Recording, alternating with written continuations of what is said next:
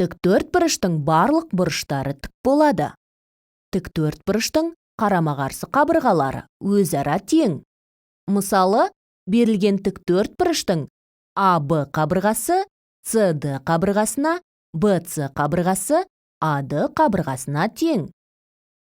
Қабырғасы ұзындау жақтары тіктөртбұрыштың ұзындығы, ал қысқалау жақтары тіктөртбұрыштың ені деп аталады. Шаршы барлық қабырғасы тең тіктөртбұрыш. Тіктөртбұрыштың қабырғасын оның периметрі бойынша табу үшін периметрдің анықтамасын, тіктөртбұрыштың периметрін табудың формуласын еске түсірейік.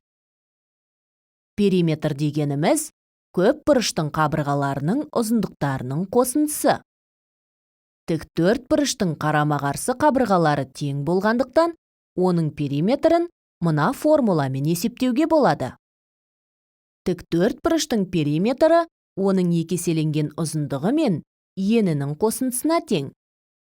Осы формуладан тіктөртбұрыштың ұзындығы мен енін табудың формуласын шығарып алуға болады.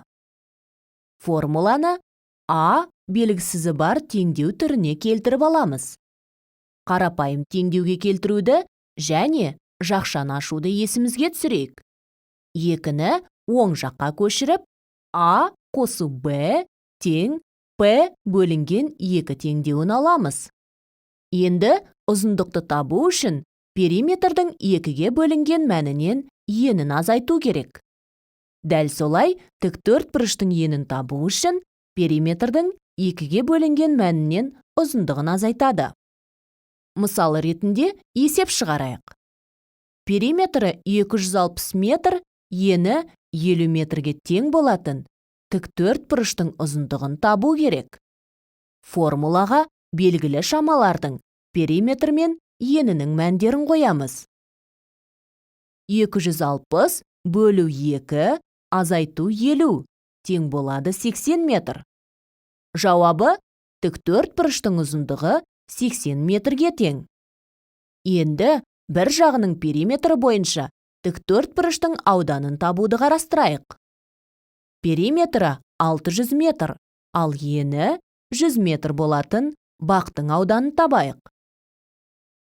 Тіктөртбұрыштың ауданын табудың формуласын есімізге түсірейік. Ол ұзындығы мен енінің көбейтіндісіне тең. Ауданның мәнін табу үшін ұзындығы мен енінің мәні белгілі болу керек. Есептің берілгенде тек ені мен периметрі ғана белгілі. Периметрі мен бір қабырғасы бойынша тіктөртбұрыштың екінші қабырғасын табудың формуласын еске түсірейік.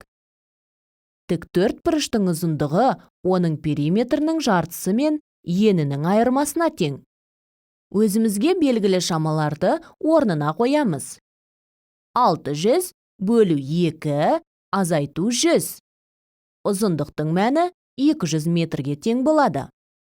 Ұзындығы мен енінің мәндерін ауданды табу формуласына қойып, мысалды есептейміз. 200 көбейту 100 тең болады 20 000 шаршы метр. Жауабы жер телімінің ауданы 20 000 шаршы метрге тең.